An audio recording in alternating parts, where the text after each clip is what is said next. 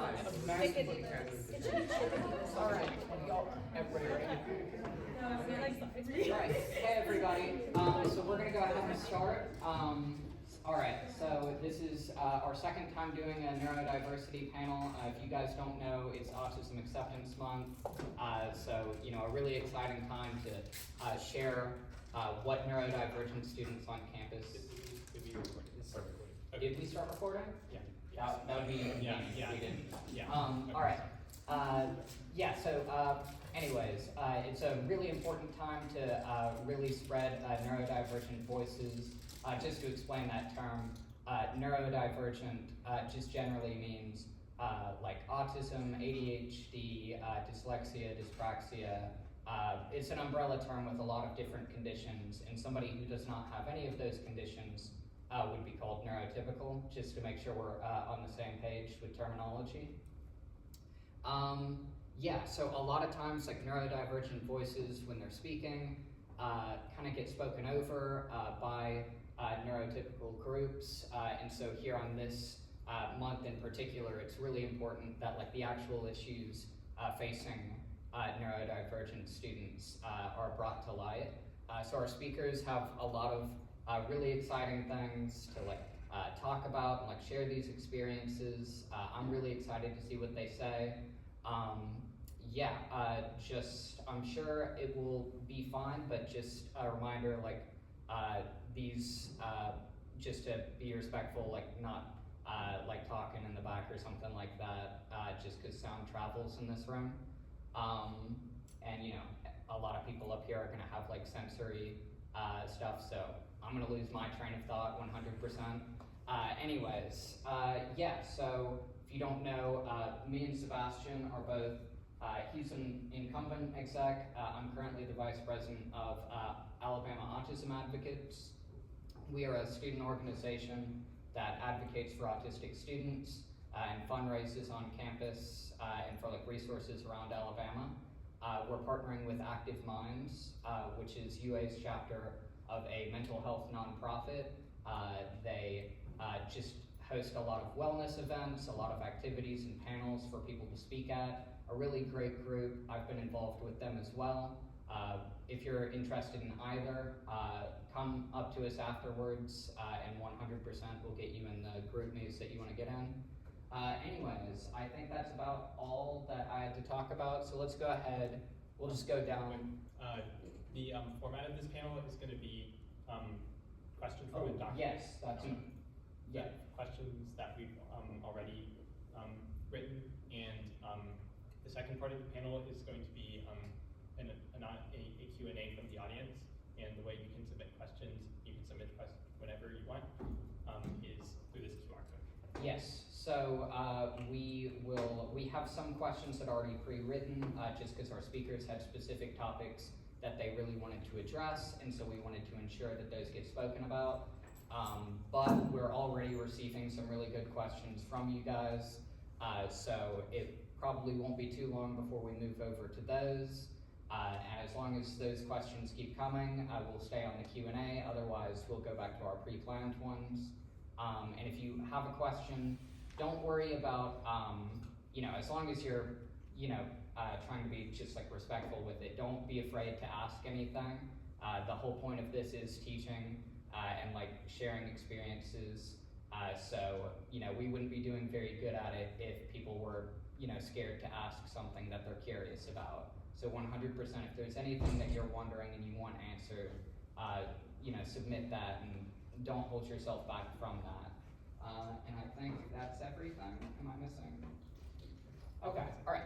So let's go down the line. We'll start from here onward, and you guys can introduce yourselves, your name, year in college, major, and what neurodivergent conditions you have. Hello everyone, I'm Austin. I'm a junior, I'm a history major from Tuscaloosa, and I've been diagnosed with autism and ADHD. I'm Rhodey, I'm a senior, I'm from Grapevine, Texas. It's right in between Dallas and Fort Worth, and I have autism and ADHD. I'm Nadia, I'm a junior from Mobile, Alabama, it's not same thing, and I have autism and ADHD. Hi y'all, I'm Brentwood, Tennessee. That's kind of near, right underneath Nashville. Was I supposed to say my major?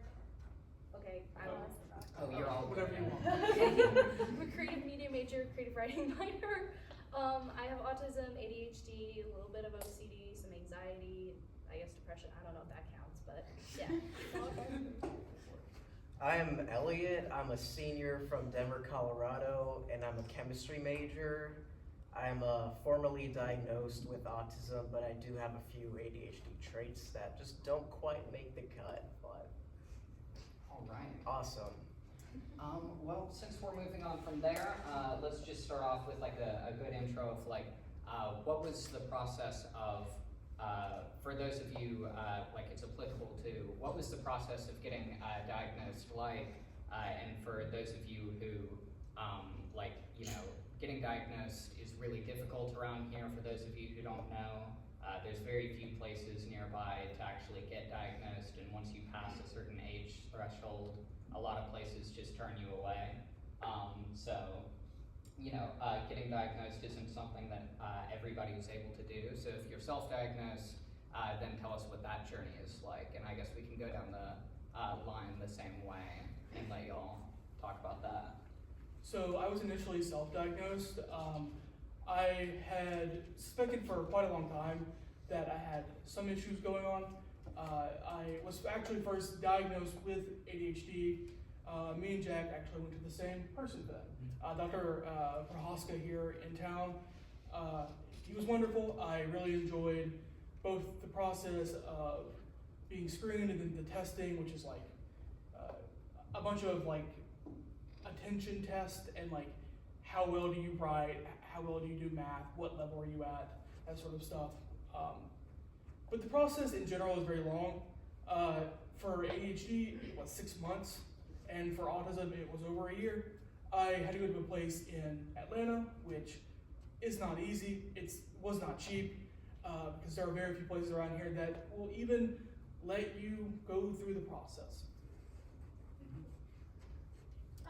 For me, I can't go through that process like he was mentioning. And something that I feel is important in mentioning that is that there's a wide disparity in age diagnoses. Like Jack mentioned, once you get to a certain age, it's a lot harder to be an adult getting diagnosed with autism, and it's a lot harder to be a woman being diagnosed with autism, because medically people like to study how autism presents in men, and only one real presentation of autism, because a lot of people know autism spectrum and it doesn't present the same way in everyone. So my experience with autism was a lot of me going, something is going on and no one is helping me.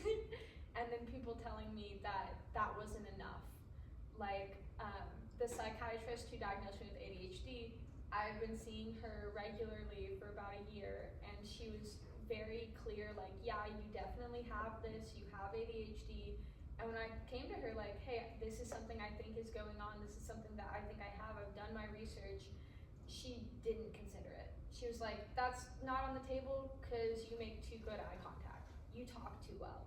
It was a very stereotypical, like, you don't fit my definition of autism, so I will not go through this process with you to see if anything is applicable. And similarly, like he said, there's a huge financial barrier, and a huge way to cross financial barriers is by relying on your relatives and your parents, who similarly do not believe that I'm autistic, because for them I'm not autistic enough. I don't present in the way that they would want me to. And so it's been a lot of my own research and my own experiences, knowing myself better than other people could, and knowing that this is something that is going on. Yeah, so I was diagnosed with ADHD when I was 5.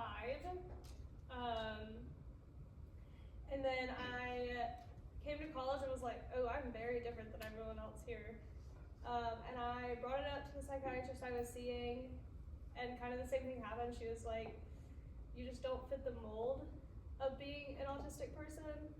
And so then I went to a different psychiatrist the next year, and she kind of just, use stereotypes of, oh, you make terrible eye contact and you speak really weird and you don't do this and this and this to diagnose me, but I haven't gone through the actual thorough process of getting full diagnosed because she won't give me anything other than yes, you have it, and no actual diagnostic testing. I guess I'm next. Interestingly enough, I wasn't diagnosed officially for a while, but I was given a working diagnosis, I suppose, through I believe the middle and high school I was attending for a huge part of my life. I got, school accommodations and I got into a classroom. So they told me that I met the criteria, but I didn't get an official autism diagnosis until I think just right before the semester started. Technically that's when I officially got my diagnosis, but I've had enough of an unofficial one to kind of help because, I don't know, because they were able to do that through the school I was attending until I graduated. So I didn't know for the first half of my life, and then in the middle somewhere, I joined the gifted program, and then I had a lot of stuff happen, so I became very involved with the on-site counseling. And then one day I was recommended anonymously to go through this test where I had no idea what they were doing. And then they kind of sat me down and sat my parents down at one point, and they're like, yeah, we think your daughter meets this criteria. So that was kind of a shock for everybody. So I basically have just been kind of going through and trying to get officially diagnosed so that it could potentially, I know a lot of people don't necessarily want one, and I think that's perfectly valid. I just felt like I would like to have one in case I need it in the future for either benefits or some sort of, I don't know, maybe just a personal affirmation thing, but I can't really say as much about getting diagnosed in Tuscaloosa or in the Alabama region because I'm from Tennessee, but that's how it happened for me. I can understand why some people would not want an autism diagnosis, and mine came at probably the worst time in my life.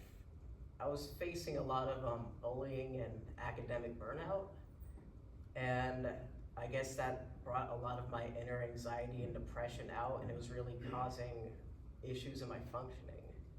And my parents had pretty much tried everything at that point. I've been pretty much the guinea pig for all sorts of antidepressants that just were not working, different routines, therapists, and I believe I got the autism diagnosis because they probably just tried to find some sort of explanation for what was happening. And once I got that diagnosis, I didn't really feel like it was, clearing everything up. And since I was at such a very awful time in my life, I thought things would never get better.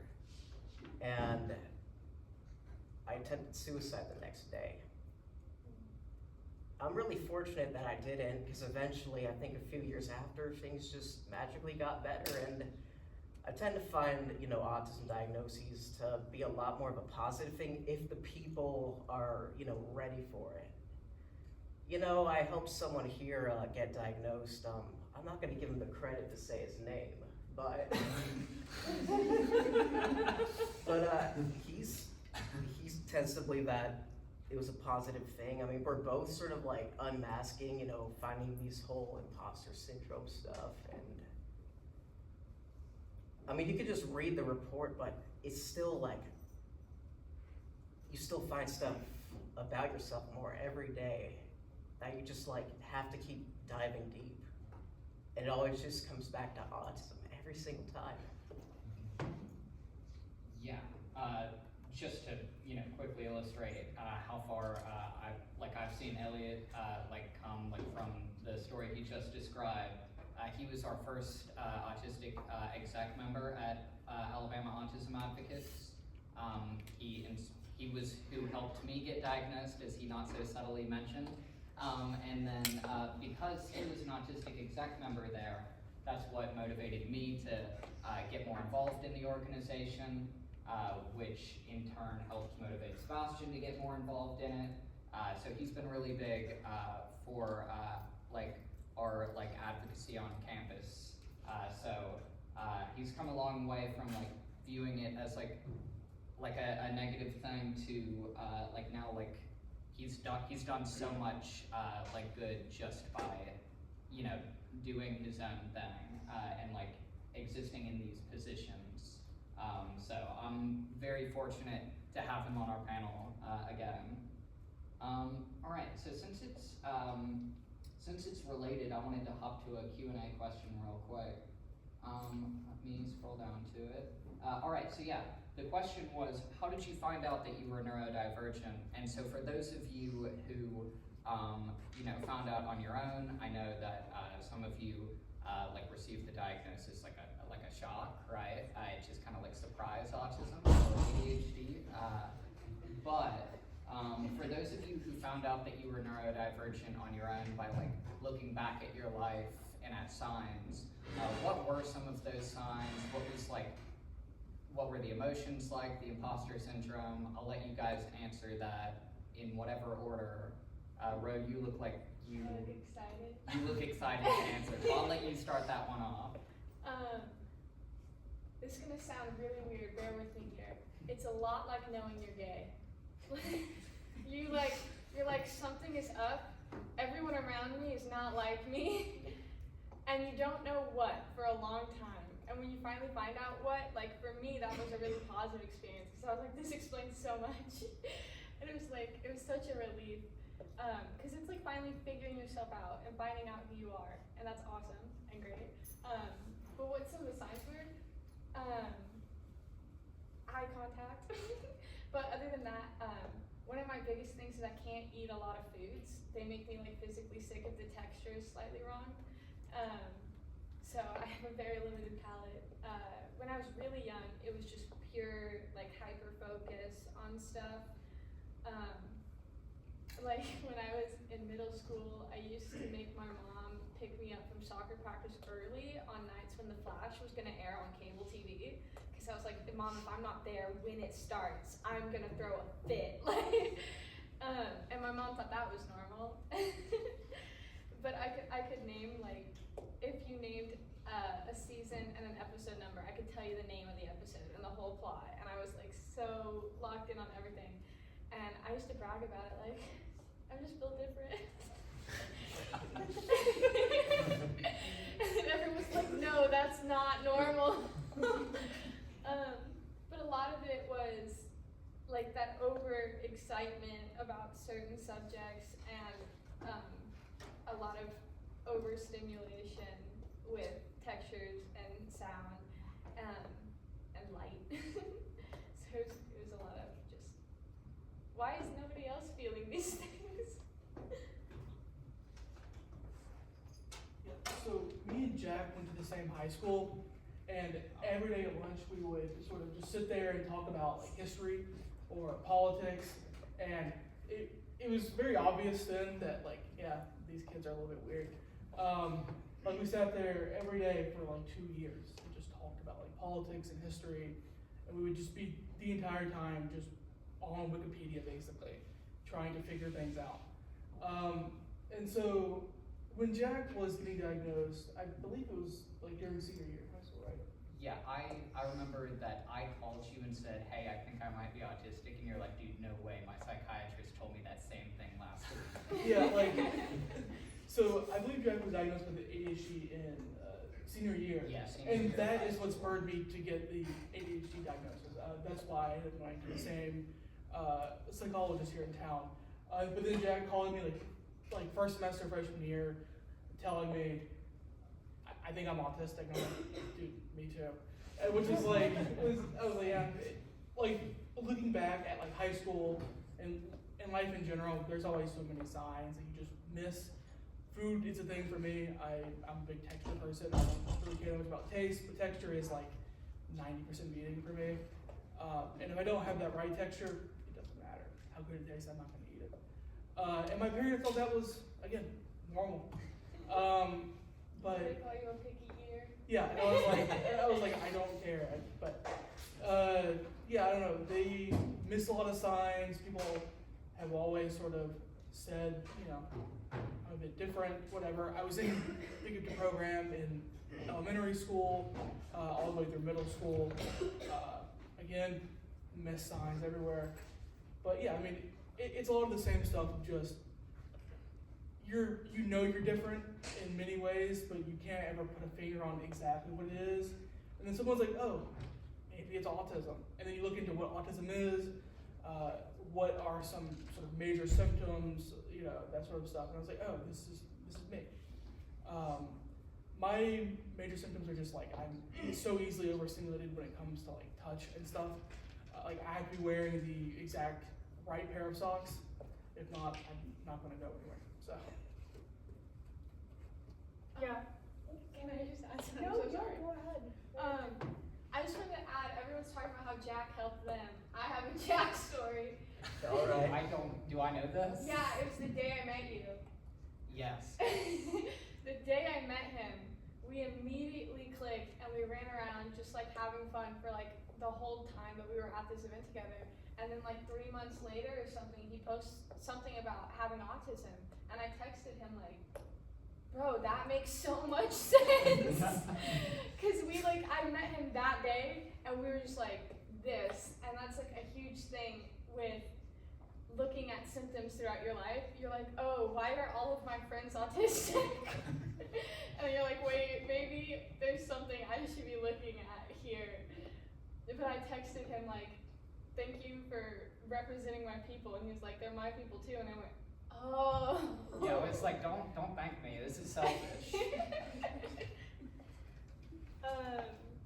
No, I have a little bit of a similar experience, just like looking back on like high school and like when I was younger.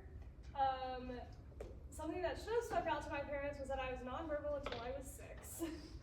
And they're like, she has ADHD because she's always running around. I'm like, well, I'm running around because I don't want to talk to you. And this is the only way to get your attention. And they thought it was normal. And they thought that me not wanting to talk to a single person that wasn't my family was normal. And that I was just scared of strangers, which was not the case. But now I just don't shut up, so. But the other thing that like really showed like was something that I was like, oh, maybe this is a little weird. I'm a big texture person, but I'm also I order the same thing at every restaurant, and if they don't have it, I'm gonna be pissed.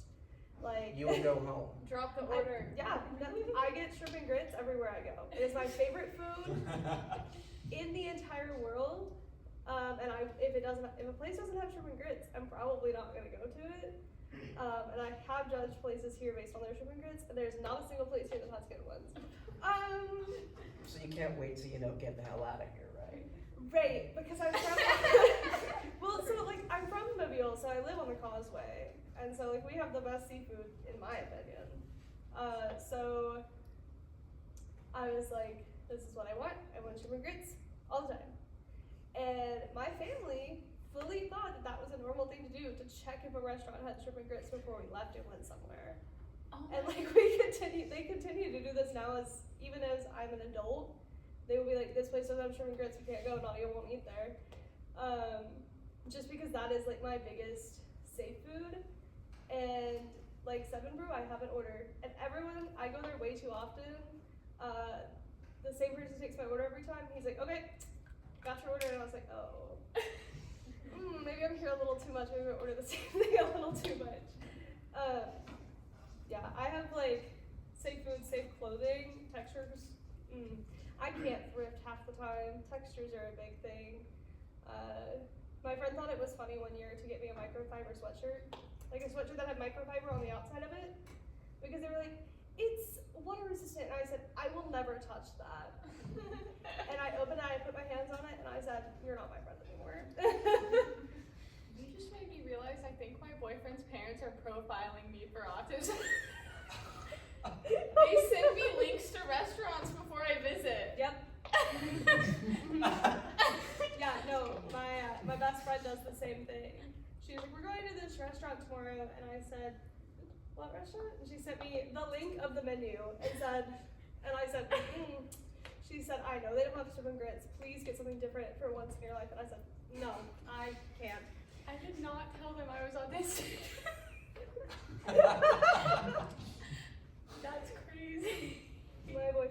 the same thing to me. Before I told him I was autistic, he was like, here's the restaurant we're going to, and I was like, oh, okay, interesting.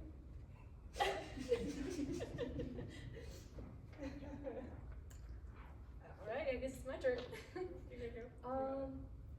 I guess since we're all going, yeah. I can share a little bit, even though the diagnosis came as a shock to me and my family subsequently. We were able, in the subsequent years, to look back and be like, oh, that's what this is, that's where this is, and realizing why something happened. And very similarly, I would start to get told stories, and now I've learned things about myself. Like, apparently my eyes were open as a baby when I was born, and I was just looking around, and then when one baby was asleep, I was like sitting up, just like looking at everything. Like, that's when I not, was in kindergarten. that is not, that's a skinwalker, I'm sorry. but apparently also my first word was a sentence, Right. but I didn't talk until like What they was were the starting to first get word of worried. the sentence? That just said, like, I was just saying, trying to get something, and they're like, say please or something, and I just went, may I please have this? So That's terrifying. Yes, I know. Like, that's not a baby. How old were you? I don't know. I think like a couple months or something. I don't know. But That should have been the immediate, like, they were like, she's not. They should have taken you in. immediately. No, but like, oh goodness. The crazy thing is, after all of this, we started to kind of look at my dad, who is now 60, and we're like, okay. He doesn't have an official diagnosis, but guys, trust me. My youngest sister, I think, is officially getting diagnosed, so yay for her, I'm so happy for her. But yeah, it's like this 60-year-old man, and he only ever talks about Krav Maga and dogs. There's this picture of him like just getting tackled, and he looks like he's having the time of his life. And I'm like, how did she not know? How? Yeah. It's so crazy. Anyway, That adds something it's really, the really little quick. things. I also have a couple food Yeah. and texture stuff, and like definitely sensitivity, light sensitivity, noise. I have to wear headphones a lot of the time, but not all the time. Like I wore AirPods, but now I got big headphones, but now I'm like trying to decide when to wear them, but sometimes just like I can't. I get sensory overload sometimes and just can't. One time though, this is the last thing I promise, but I am gonna say there is this one particular place where I just could not go. Have y'all ever, you know what Crazy Eights is? Yeah. No. This awful store in the mall. The worst. The worst. Terrible. It's like low lit, and I don't usually mind like warm lighting, but this warm lighting was like flickering and so strange, and there's just baby clothes, and it's so small and claustrophobic. Yeah. Awful. Justin Bieber. I like Justin Bieber, but like the bad Justin Bieber. Yeah. You know what I mean? Horrible. They also have like little fidget toys in there, but like you have to get over like the flickering lights in order to get to them, and it's really awful. It's like you have to go through like the labyrinth of hell dimension to get the fidget toys you want. Like you have to fight the Minotaur. Write this down and put it in your screenplay. Oh my god. No, real quick. My parents, now that I have like somewhat of an autism diagnosis, are now seeing all the signs, and I have a 5-year-old brother. They're seeing all the signs that I have as a kid and him, and they're like, maybe we should get him tested. And I'm like, yo, where was that for me? He's still not fully verbal with everyone, but he like had talking until he was like 2, and then he like stopped completely for like 3 years. Autistic kids are so funny. And he like just stopped talking to anyone except for me. I was the only one he talked to, and they were like, how are you getting him to talk? And I'm like, I'm talking to him like a person. And I'm turning Bluey off. The moment we told him he couldn't watch Bluey or Puppy Pals, he started talking again. So maybe, I don't know. That's the reason he's not verbal now. But he's verbal now-ish. But he's very, when I was his age, I was a very aggressive child. With nap time, throwing things at kids. I was like, I don't want you to nap because I can't nap, and I want to talk to you a little bit. And he's doing the same thing. So Recognizing family and like seeing, wait a minute. yeah, he's very attached to me, and I'm up here, and he's 4 hours away. So every time I come home, he's like booking it at the door. And he's like, "Yep, this is my safe person, and you're back." So. Yeah. All right. What was the question? Sorry. I will add on to that like idea that because a lot of neurodivergent conditions are like highly genetic, like ADHD, autism, like any of those. Sorry, those are the only two I have. So they're the only two that come to mind right now. But there are more. Like because they're so genetic, a lot of the times when you do get diagnosed, you'll start to kind of notice those traits in family members. And that tends to be a reason why a lot of people don't find out that they're neurodivergent.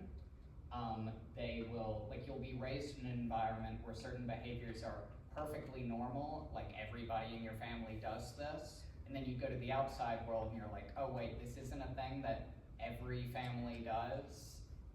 So a lot of times that does end up being the case. So I'll let you take. Check. Let me add on that. So, Oh yeah, of course. I was the first person in my family diagnosed with any sort of neurodivergence, and then within about a year after I was diagnosed, both my mom and my two younger siblings were both diagnosed with ADHD within a year of me being diagnosed. It sort of just opened the floodgate to them going, oh, this is what this is. These things aren't actually normal. So. I had the same thing where it was like that feeling of relief that I described was like finally knowing what was going on. I'm adopted, and when I met my birth relatives, my birth father had ADHD, my birth mother had autism, and her daughter had autism, and they were all like, yeah, bro, and I was like, oh my gosh, I'm not crazy. It's like, this is such a relief. All right, we're going to, we're kind of going between the Q&A questions and the originally written questions, because we have some great questions. He didn't answer the question. Yeah, Elliot did not get Sorry. Am I invisible to y'all? No, sorry, I didn't know. You've got to do that bird call we talked about. You know how you have to send me the signal if you've got like something and I'm going over it. Oh, come on, laugh, dude. It's awkward. I'm a little stunned right now with everything that's happened. But, No, fair. what was the question, please? Just Yes. So the question was basically, what was the process of like finding out that you're neurodivergent? Like, Symptoms. what were some of the signs, like looking back in life? What were some of like the feelings around, specifically around receiving like an autism diagnosis? You know, the thinking about it actually in detail didn't come until I was probably a senior in high school. Literally what happened was I got the diagnosis, and I don't think anything really changed at home. My parents didn't really like look into what things should change, or so I'm really just the one educating them. But since I've been looking into it, it's always been at college, and some of the symptoms, my whole life is a lot of noise sensitivity, that's for sure. I'd have a startled response, so I meticulously came up with a fire alarm schedule. I just knew when it would go off. People thought I was insane, but I was right every time. I wish I could put that level of dedication into something more useful, but so anyway, but while I'm here, I guess I was reading a lot of online stuff, infographics, it's like, oh, I relate to this, I relate to that, but I just don't think that things really came to light until about February last year. And don't judge me when I say this, but you just have to understand the context. I'm gonna tell y'all a story. I'll get off my soapbox in just a sec. But Anyway, I caught feelings for one of my friends, and I didn't know that she wasn't single because I couldn't understand fucking body language cues from her Instagram. I'm like, holy shit, that autism strikes again. A stupid ass reason to get rejected. But hey, it's been fine. I guess I just know when you like someone, make sure you look out for their body language. That's also such a real thing. I can't tell when people are flirting, like at all. Yeah. You need to look me in the eyes and be like, you are attractive, or I am not gonna get it, guys. Yep. To be clear, don't do that. I have a boyfriend. But My love language is direct communication, because otherwise I won't know it's love language. Like, if somebody does not say, like, specifically, like, hey, I am interested in this, I'll be like, man, this person just really likes hanging out. Yeah, no, my boyfriend and I did the same thing. He was like, hey, I really like you, and I was like, Yeah, you're a good friend too. do y'all know how to flirt? No, it took 1.5 years for me to even know that he liked me, and he told me every day for 1.5 years. So I had a crush on my boyfriend. I was like, can I come over and fold your laundry? And he was I like, literally said, can I what come are over you and talking about? He had like a game night planned, and I said, can I come and clean your house before your game night? And he was like, okay, that's weird. And I was like, and now he understands. Why do we both have that? It's gotta be an autism thing. First time anybody ever told me that they like me, I literally dropped a stack of books I was holding. I like you. Like my mouth fell open like it was a cartoon. My high school boyfriend was autistic, and I had to like look at him and go, why didn't you kiss me? And he was like, I didn't know I had to. And we were both being so direct about it, because he was like, I don't know. I was like, I don't know. In case you haven't noticed, we're all just like running with our heads cut off. Yeah. Yeah. Sorry. Is that Sorry, bro. Sorry, you're good. We're bonding. yeah? Does anyone have anything else to say on that? Okay. One great question here is from someone who noticed that many of our panelists are both autistic and have ADHD. So the question is, do autistic people often get diagnosed with ADHD? Is it because they are similar, or have similar effects? Yeah, so like, is there like, especially for those of you who do have like autism or ADHD, like or like both of them, or Elliot, you said that you have like some traits of ADHD, but not like enough to warrant a diagnosis. Like, how do you find that those like kind of overlap? Do you think that there's any factors that cause them both to occur like together? That's kind of a scientific thing, so if you don't have an idea for how, like why they might overlap, you can just talk about like what the experience is like of having both. Well, I might suggest that there's actually multiple perspectives, because on one hand you get a black and white sort of perspective where you have autism and ADHD with separate traits, but they could exist at the same time. And then there's like a gray perspective where you have ADHD and autism combine to make entirely unique traits to having ADHD and autism, but like you just won't have those traits individually with an individual diagnosis. I think they call that like ADHD, if any of you have heard of that. That's I've what never I'm known talking how to about. pronounce it. I've just seen it spelled. Yeah, I've only ever seen this one. I wasn't even trying to pronounce it. Yeah, I was just taking a shot. Got it. Personally, I feel like I'm more ADHD than I am autistic. I think just because I've had that diagnosis for so long. For me, I'm very fidgety, but I don't want to be. If that makes any sense. It makes complete sense. Slay. Okay. I'm sitting up here with all my fidgets. I don't want to be fidgeting, but if I don't, I'm not going to talk to anyone. I also have such bad time management skills, but being late makes me want to throw up. I was late today by 3 minutes, and I wanted to throw up because I do not like being late. I'm early to everything. if I can be, like, if I can make myself be early, I want to be. I'm also very, very talkative with people I'm very comfortable with, but if I've known you for 3 seconds, I will not have a conversation with you. And it's nothing against you, it's just, I don't feel comfortable enough to talk to you about anything. But I want to. Like, if someone brings up, like, my special interests are sharks and dogs, if someone brings up they have a dog, I want to talk about it, but I will sit there and be like, I can't do it. That's how I feel that mine coexist. They're very opposite of each other, and so my brain is constantly going, you know, like, when you, like, stare at a blank wall, like, or, like, at the ceiling before you go to sleep, like, that's what my brain feels like all the time. I'm gonna send my dog in the group chat later.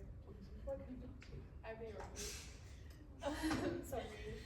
Yeah, I feel like autism and ADHD especially have a massive overlap. It's like a Venn diagram basically, and there's stuff that is just ADHD and there's stuff that's just autism, but it's such a vast overlap. And autism, I feel, is a lot more stigmatized than ADHD, so most autistic people will get that ADHD diagnosis first, and sometimes it's a misdiagnosis, sometimes it's not. But then normally it's they can come hand in hand a lot of the time, just because they're not as uncommon as you think, and they are very related.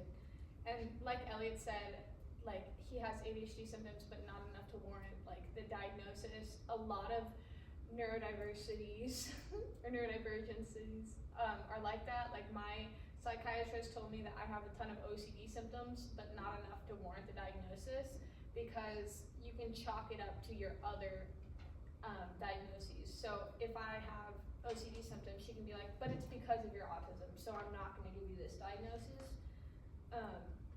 They're just like a huge overlap, so you often end up getting both. Complete opposite of my psychiatrist. She's like, rack them up. Oh, that's so My real. psychiatrist is stingy with her diagnoses. Yeah, there's a really big overlap between ADHD and autism. There's been, like, a lot of scientific studies done on, like, the rates of autism in people with ADHD and the rates of ADHD in people who have autism. I know, Jack, please correct me. Like, I think you know about this more than I do. Okay. But if you are autistic, then it is, like, around 50 to 70% likely that that you have ADHD or meet the diagnostic criteria, but not the other way around. Yeah, so it's like, I think the number, there's a lot of debate, because, like, some numbers put it between, like, 30 and 80%. I think that which is a really big margin of error. I think that the kind of general idea that people have settled on is, like, somewhere in, like, 40%.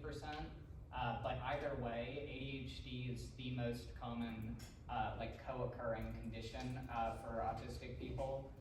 Like, even above, like, general anxiety, depression, anything like that, ADHD is the most common, which is ironic because only a little over a decade ago, until 2014, you were not allowed to receive a diagnosis of both. They could not be diagnosed together. There wasn't really much good reason for it. It's kind of justified by saying that ADHD medication has more negative effects on autistic people than people with just ADHD, which no research really backs. And it's kind of silly. You just had to pick which one you liked more. Yeah, for me, I didn't really even know about that sort of history until like 2 years ago when I was, like, researching all this. But yeah, for me, ADHD and autism are, like, pulling me in two opposite directions constantly. Autism in me is like, I want to just do the same things every single day in the same exact order, no matter what, because it is comfortable, it is easy, it is what I want to do. And ADHD is telling me to go out there and do different things, go to these places, talk to these people, do these things, and I'm just like, no. No usually wins the battle, generally speaking. It always wins the battle. Yeah, Always not wins the always. battle. So sometimes I will be able to, like, overcome the no, which is partially why I'm here. I overcame that no, pretty quickly actually. Last year, that's when the no happened. This year, there was no. But yeah, I mean, it's pulling me in two separate directions. One that sort of craves novelty and new experiences, and the other that is do the same thing every single day in the same order, no matter what. My brother gives me shit. He calls me a no person. No. Also, they're not like mutually exclusive. My boyfriend has ADHD. He's the least autistic person I know. Like, you can have one without the other. It's just if you have autism, it's very likely that you have ADHD. Yeah, and I'll throw into like kind of add onto the idea of like being pulled in two separate directions that some of our speakers have mentioned. Like a way I like to describe it, and this isn't going to make much sense, but neither does living with both.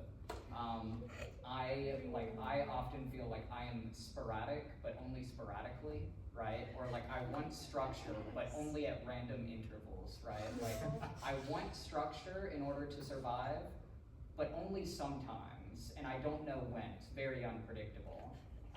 So yeah, it's really kind of being pulled into like two separate directions at the same time. It has to be your own structure though. Like you can't just follow the schedules other people design for you. I feel like my structure is chaotic. It's not structured to anyone else, but I'm like, this is my mess. They call it like flexible routines. That's the word for it. Yeah, it stresses my roommate out really bad. Because I'll be like, hey, do you want to do something tonight? And then I'm like, actually, I got really caught up with all the other things that I have to do. So sorry. And she was like, or I'll be like, what are you using in the kitchen? Right now? Okay, I will not bother you for the rest of the day. Except I really need the kitchen in like an hour. And she's like, that's not how that works. And I'm like, well, it does to me. All right. No. Oh no! You're not allowed to touch or let flags touch the ground. Now we have to burn it. What? Wait, it's American That's flag. only the American flag, Are actually. you saying that our handmade You don't autism support flag us? is not up there with the During USA? autism, Are you saying you're ableist? You can make whatever rules you want for yours, but like, Yeah, no. That's Sorry, a rule now. guys. I like to think our flag's a little more Yeah, resilient. we've decided. So one question that we actually had pre-written, but somebody asked it in the Q&A, so we're just gonna read that version of it. No way. Where did it go? Uh-oh, Sebastian, I lost it. Oh, here. Okay, so yeah, how do you cope with being neurodivergent in a world that caters to neurotypicals? Like when all of the systems that you're kind of working through are kind of designed for people who are different from you. What are some ways, like both healthy and unhealthy, that you've had to like cope throughout your life with these kinds of things? I am so ready. Sorry, this is. If you're not coping, why are you here? Anyway, this is my Roman Empire. So, back, little tidbit. I'm an addiction and recovery major. This is what I do. This is my favorite thing of like unhealthy coping stuff, especially with neurodivergent people. Something I've studied a lot is how neurodivergent people, the way that they will cope sometimes is with like nicotine and alcohol and different kinds of drugs, because you're given this like, I'm like main diagnosis with ADHD. So I was given an ADHD drug and they said, this will fix all of your problems. I said, this fixes nothing. So I was like, ooh, nicotine, it fixes it. For a very short amount of time, but over time, it still like fixes the like, I am gonna sit on this edge and I'm freaking out, I'm really stressed out, and everyone's talking to me like I'm a neurotypical person, and they're trying to make me make eye contact with them. They're trying to make me have this really long conversation I don't want to have, and then I dip for approximately 5 seconds to go hit my vape, and then I'm back. That's like, and like, as an addiction recovery major, like I know the negative side effects of it, but it's also like in that moment, that's like a big thing of like, this is my coping thing. And like, also, almost all my friends are neurotypical, minus like 6 of them.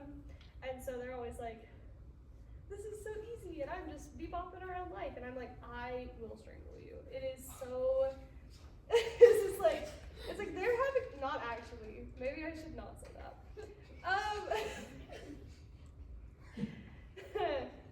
But they're just bebopping along, they're having a great time because everything's catered to them. And like, tests are catered to them, because if I have one more professor that asks me really vague questions on the test, I'm gonna lose my mind. Like, things are catered to them, and so coping with that, being able to like advocate for yourself in a world where anyone that's neurotypical can just bebop around, and we're seriously struggling to like make conversation or like go through their like college career especially, finding something that actually works. Bebopping. That's my favorite word, sorry guys.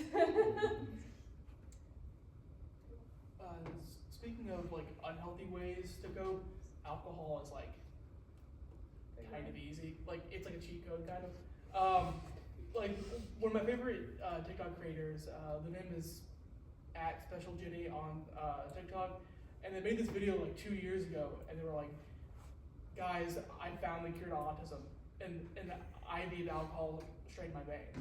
Which is like, Yeah. I mean, it's true, but it's not healthy. And so, I mean, like ways I cope. I mean, I stim pretty often, almost all the time. Even when I'm walking, I stim. It's just gotta do it. I don't even think about it. I just do it. Other ways of coping. I mean, I don't know. Like, I don't really think I cope past stimming that much. Stimming is the main thing. I mean, there's also like internal, sort of almost like conversations about what I'm doing, how I'm doing it, when I'm doing it, why I'm doing it, how do I look. But I mean, yeah. That's just. Do you know like the stats on the alcohol? I feel like my autism gets like stronger the more I drink. It's like leveling up. I feel like I feel more neurotypical if I drink. I get more That's social, what I'm but I'm saying, not yeah. saying it's good socializing, you know? I will No, sit it's there not and good, quote it happens. I will quote Mean Girls if I drink. But like I feel like I can have better conversations with people, and I like am more confident in what I'm saying Yes. when I drink. But also the stimming thing is so real. I was doing it before we even started. Do you have a definition of stimming? Sorry, I wanted to interject real quick, just in case we didn't define that term, in case anybody's wondering what stimming is. Stimming is like self-stimulating behaviors. You know, like fidgeting with like a fidget toy, like spinning in a spinning chair. You know, anything, there's typically for neurodivergent people not like enough dopamine, and so it's kind of a way of releasing that, of expressing emotions, especially if you have intense emotions. That's something you do. A big thing for me is like I'm always messing with like my face all the time. So just in general, that is, wanted to make sure people know that. And stimming is something that everybody does to a certain degree. Like if you've ever been excited and like hopped up and down or something like that, that's a bad example, but you know what I'm talking about. If you've ever done anything like that, that is stimming. But neurodivergent people do it in a different way. That is, you know. And did you have a question? Like a bouncing leg? Yeah. Yeah, like a bouncing leg would Like be I'm stimming. tapping my finger this entire time. I've been tapping my fingers. So yeah. Yeah, that would 100% be an example of it. I played drums since I was 10, and I made sure everybody around me knew that. I have a lot of vocal stems, and so like when I'm walking around campus and someone just hears me go, "There's a tendon," they look at me like I'm insane, and I'm like, no, it's in my brain, and it has to come out of my brain. Exactly. That's like the biggest thing I think is like, I know that that's horrible, but for me, like if it's in my brain, it has to come out of my brain, where I will throw a tantrum internally, and it might come out externally. Like we were sitting here, and I was like, I quoted that exact quote. She goes, "Never seen Ice Age," and I thought I was gonna lose my mind because that's like my biggest vocal stem is stuff from Ice Age. Sorry for never seeing Ice Age. We're gonna change that anyway.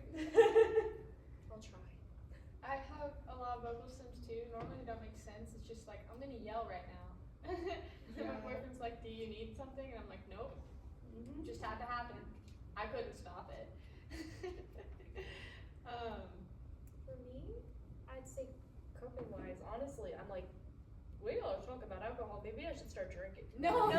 That was not. I was that's saying not it was what not- I was saying. That's not what we're saying at And all. this is My the word boyfriend says he can tell when I unhealthy drink coping too much mechanism. because the eyes come out, you know, like the autism eyes, they come out, and he's like, okay, put it down. He's like, everyone can tell. My friends can talk when they do this. I do this. And my friends are like, maybe you should stop. And I'm like, no. What's crazy is like, It's the gimme, gimme. The gimme, that's what I do. And they're like, I get more social, but I look more disturbing. It's like skinwalker.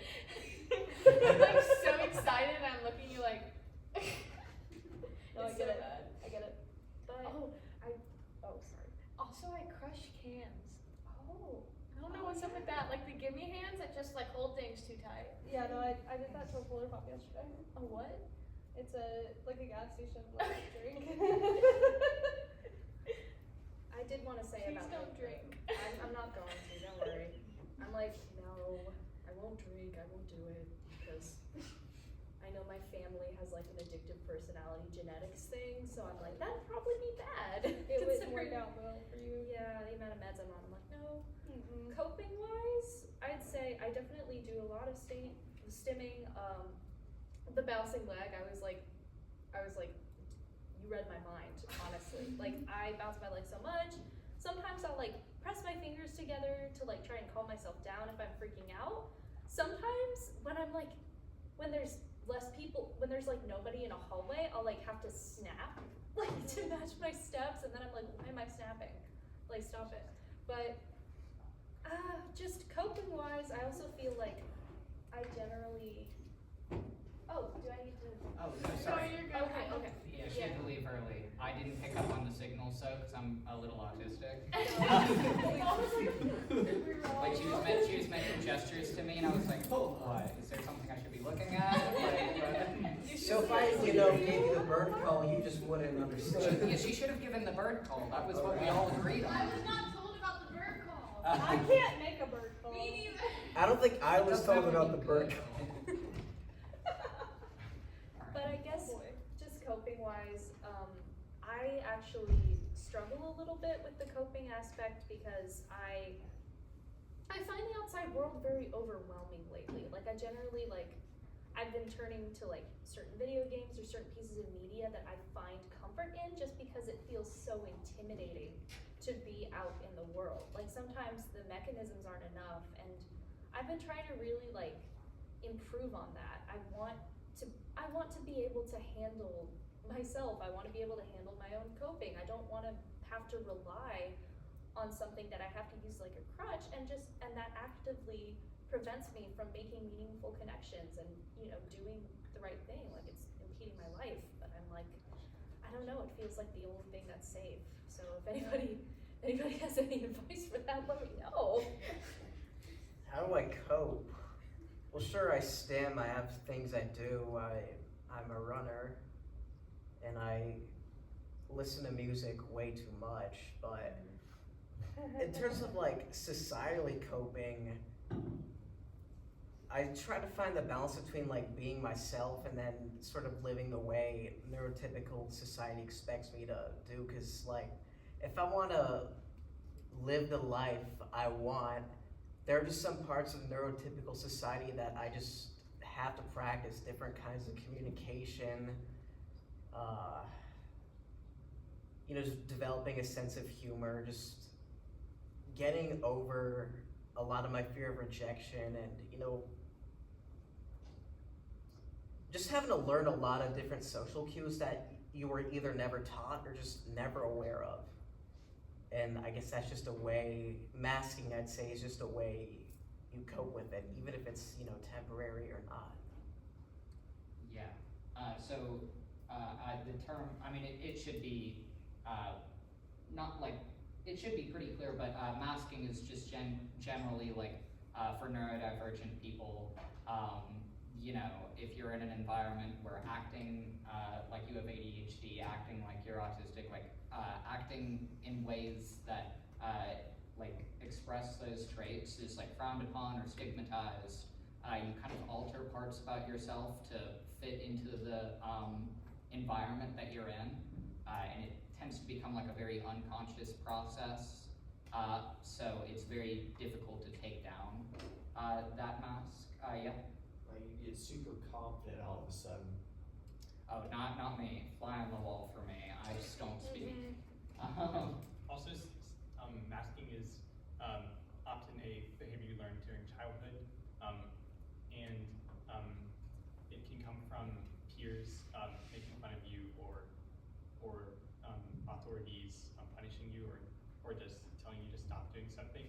And often when those authorities or friends tell you to stop it, you don't have bad intent, but it can be harmful, or it's usually harmful if you tell a autistic person or a neurodivergent person to stop stimming or doing anything else that makes them comfortable. So actually, I want to hop off that because yeah, so that is a thing like where stimming is something that neurodivergent people do need to do. There's a lot of scientific studies that show that like stopping it can actually be tied to like negative mental health outcomes like anxiety, depression. It's something that like your brain like needs to release those chemicals, but it is very stigmatized because people kind of naturally will look at something that looks different and they'll immediately draw some kind of conclusion about it. And so I wanted to kind of off of the topic of stimming, just kind of direct the question to you guys. If you've ever experienced like any like stigma or like backlash to stimming in public, and if so, like what was that like? I had very not understanding high school, especially around stimming. We weren't allowed to have fidgets in school. That was a very big thing. Kids would bring their fidgets to school and they'd get taken homeroom, and you wouldn't get them back until the end of the week, which was very harmful for a lot of people that just needed something in their hands. I know for me, I was an AP student, and so our teachers were a lot more strict on it. So they would, I would come to school and I'd have my little ball, and they'd be like, and that's mine until Friday, and it'd be Monday, which was very hard because I was like, okay, well this is not something I'm allowed to do at school, and if I talk out of turn, I get in trouble. So I just had to sit there uncomfortably all day until I got to band, and then I got to do whatever I wanted because, band kids already have that rep of being weird, so I got to do whatever I wanted. The band kids didn't like me. I was in color guard, so I got to do whatever I wanted. They just said, you know what, you can spin a flag and you look good on the field doing it, I don't care what you do, which was always very helpful. Then I did yearbook senior year, and my yearbook teacher used to let me sit on the floor in the corner with my fidget and my computer and just said, you make good pages, I don't care, do what you want. So having those people was very good. Middle school was the same because our school was 7 through 12, so elementary school was probably the worst, just because I had moved schools right before 3rd grade, and so I didn't have the opportunity for the gifted program because I didn't take it in time, the test for it. So I wasn't allowed to be in the gifted program, so I got to sit in class and just be uncomfortable because they wouldn't let us do any kind of stimming. If you tapped your finger, you got in trouble. If you tapped your pen, you got in trouble. You shake your leg, they tell you to stop. Yeah, my experience was not super great. So getting to college and stimming out loud, I would get very hyper aware that I'm doing it because I've spent all of formative years getting told not to. If you have people in real life not criticizing you, you'll definitely get it from the internet. I don't know why I let freaking broccoli head looks maxers tell me not to, swing my arms when I walk and all that, but so I don't do that anymore. I have a confident looking walk, but it's because I let those assholes tell me what to do. I'm just saying, if you have an inner broccoli head telling you how to live your life, meditate, go deep in your head and beat the shit out of them. No, in your head, not In physically. your head, not Let me out loud. clarify. Maybe you don't, because you know. Yeah. I mean, that is a method that you could do. We are not advocating. We are not advocating for violence, okay? No. But I will add on to that idea, like the notion that a lot of times, like stimming and things like that, the way you would do it, like pacing or like just especially with ADHD, the way you would do it for a neurotypical person, that would mean you're not really paying attention to what's being said. But if you have ADHD or autism or like these neurodivergent conditions, usually it's way more difficult to focus when you can't do that because you're too focused on the fact that you want to do that. So it's kind of the opposite. You get, like, people get on to you for not listening to something and in the process stop you from listening to what they're saying. So anyways, I will move on from, do you wanna? Sure. What misconceptions about neurodiversity have you encountered, and how do you address them? Yeah, so if there's like any, because there's plenty, so it's kind of hard to like narrow down, but if there's any like misconception that you wanted people to leave here, like knowing like, hey, that's not true, what would that be? And I'll give you guys some time to think about that. I have one. This probably isn't the only misconception I would like to dispel. I'm sure I could think of more given time, but one of the first thing that came to my head is in relation to the workforce. People assume that autistic workers, that their condition is going to get in the way of a job, that their condition is going to be a detriment, but that is just not the case.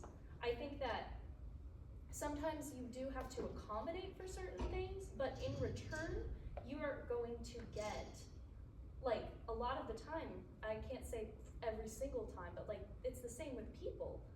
You can't quantify necessarily what you're gonna get, but most of the time, you are going to get like a really high focus if somebody on the spectrum is in a comfortable environment. Like, you will get a really valuable person because they are going to put 100% in for something they care about. And if you give them a chance, if you make strides to understand how they operate, they are going to 100% care about it because we want to do well. We want to, be kind, we want to make friends. That doesn't mean that we want to give up who we are, but I think that we really do want to try. Like, we have so much drive and so much passion, and I just want people to know that. I've heard that could be a problem for us because people will, assume the good traits of an autistic person and want to hire them so they could like do more while paying them less. Mm-hmm. That too. Yeah, and there's the idea that like, why, like you don't, I'm sure like all of you have probably heard this, I don't know how many like other people have, but like if you're in a job interview, you don't want to mention the fact that like you're autistic, right? Yeah. You don't want to mention that because when employers hear that, what they think is like, oh, I'm gonna have to, put resources and stuff into providing accommodations, also I can get, like a standard employee when I could hire a neurotypical person who I don't have to do that for and get the same thing. What I don't think gets recognized a lot that y'all have kind of brought up is that there's so many unique strengths that come with different neurodivergent people, especially that drive.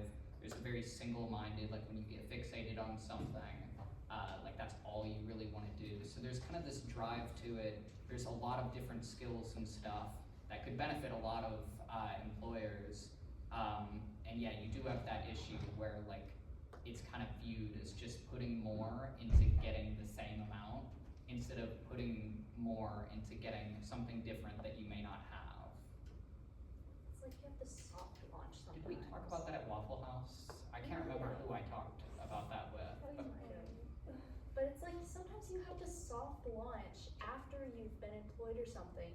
You have to kind of soft launch the idea that you're autistic or something. It's just Yeah, you have to like prove yourself and then steadily drop in. I'm happy to do that in my own friendships as well. Like, I just don't know when I should disclose the fact that I'm on the spectrum. Yeah. You have to really ease your way into it, and if Yeah. you go too quickly, you'll run. Yeah, because Yeah. you say it too early, there's a lot of people who, like, I remember I was at Get On Board Day once, and I said that I was, like, our first, like, autistic vice president. The person said, "Aw, that's so sweet," and I was like, okay. I'm the same age as you, like, no. I did have a bit That's of what I a, think. Aw. Oh, I had okay. a crisis last year.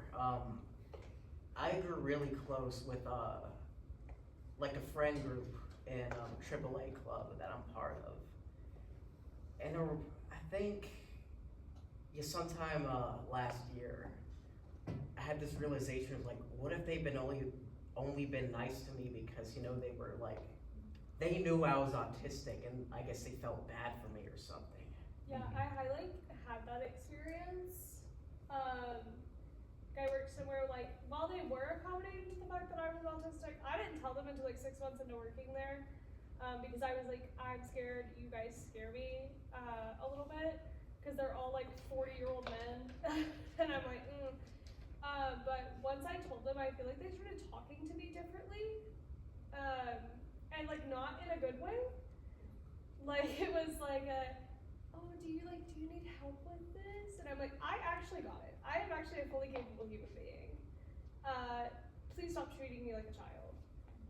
That's like my biggest thing is like, people will treat, like neurotypicals especially, will treat neurodivergent people as if they are toddlers.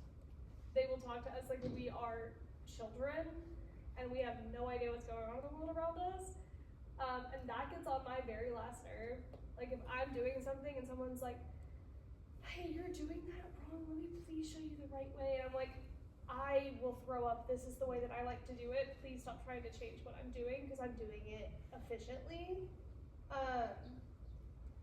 That's like my least favorite thing is like, they want to do it the neurotypical way of like what they want to do and how they think it should be done. But like, personally, if I think something is efficient and it's efficient for me, like just leave it alone. Like let me do it the way that I figured it out how to do it, not your like structured way of doing it, because then I'm just not gonna want to do it. Yeah, that's like a big thing, because I recently started going like back to therapy because I was having a lot of issues with like executive functioning and like keeping on top of things. And like the main advice that I'm getting is like, hey, the reason you're having so many issues is because you're trying to work within a system that's not working with you, and you need to kind of do your own thing. Yeah.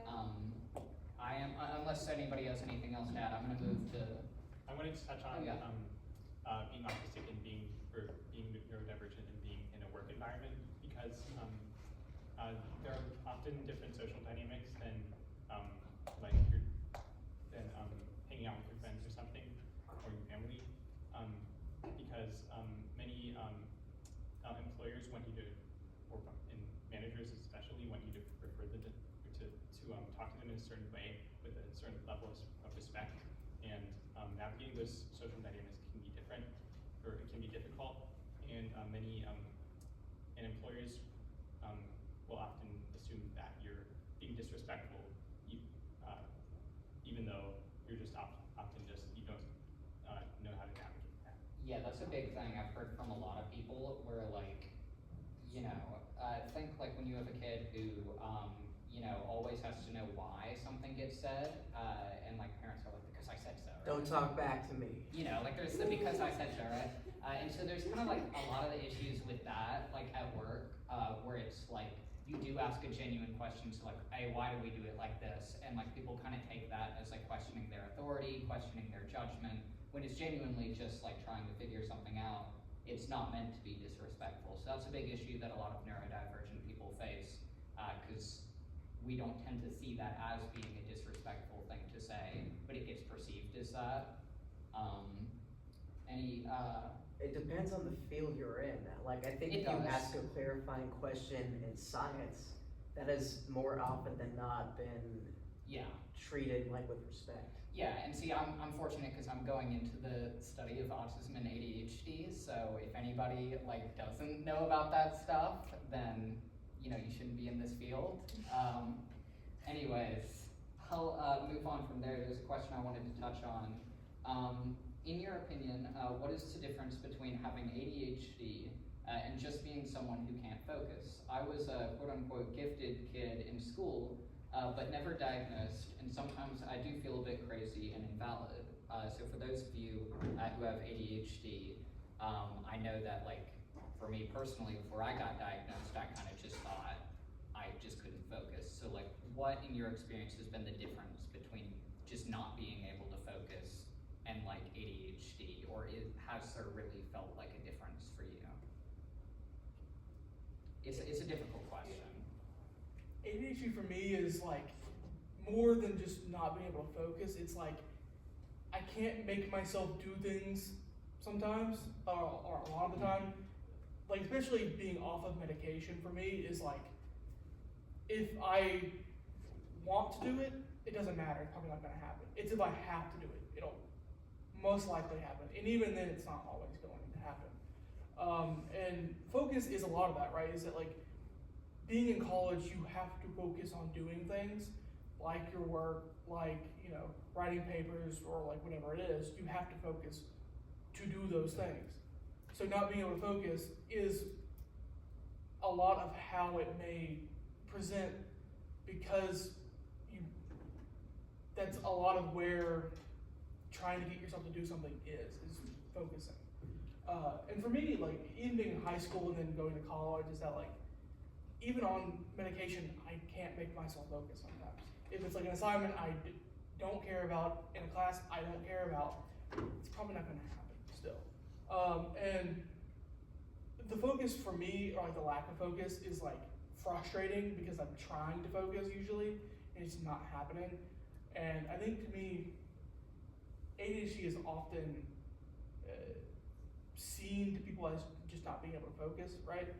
And so people will see you not being able to focus and go, oh, you have ADHD, but there's often more sort of deeper things about not being able to have, like, the executive function to do things, which is what I'm talking about when trying to make myself do something. It's have the executive function to just do it, basically. Yeah, mine's a little different, sorry. Oh, it's okay. Mine's like a little bit different, just because it's not that I can't focus, it's that I'm focusing on the wrong things. Or like, I have a lot of like, I'm gonna bounce around to different subjects because I can't get stimulated enough with one thing. Especially in college, like trying to do work, I have to be working on like 3 to 5 projects at the same time, because I can't sit down and do one project and then not do something else, because it's not stimulating enough for me to be able to be focused on something. But then on the opposite end of that, it's like, I can focus really hard on one specific thing, but that's all I'm gonna focus on for the rest of the day. It's like, if I have like people coming to my house, all I can focus on is the fact that people are coming to my house at like 7 p.m. I will be done doing what I have to do at 7 a.m. Because it has to be like, it's that waiting for something. Like, you're focused on the fact that like this is about to happen, but like nothing else matters. Yeah. For me, speaking of the thing of, for executive functioning specifically as well, and again, I'm just one person, this is just one experience, I don't know, I just find it so, like, I find myself so often going down the rabbit trail and like pursuing something else, or even just like answering the question in a way that doesn't exactly match what I'm supposed to be doing just because I'm excited to talk about a certain thing. And then sometimes it's almost as if, even if I do care about something and want to get something done, sometimes it still doesn't happen. It's like trying to draw blood from a stone. It's like trying to like, I feel like I'm trying to push my brain along sometimes. Like I'm trying to just get it there. Put that in your screenplay too. Yeah, this is wonderful. I'm just trying to get it over the finish line, and it's like excruciating sometimes. And I'm sure it's not like that for everybody, but it just really feels like I have to force myself sometimes to do something that I desire, that I so badly want, just because my brain won't cooperate with me. It's like your train of thought doesn't have enough coal in it. Yeah, I do want to comment on that. That's at least for me, it's a very relatable topic. Austin, I'm guessing by the way you nod your head as she's speaking that that's also one for you. I know that and there is a lot of science behind that.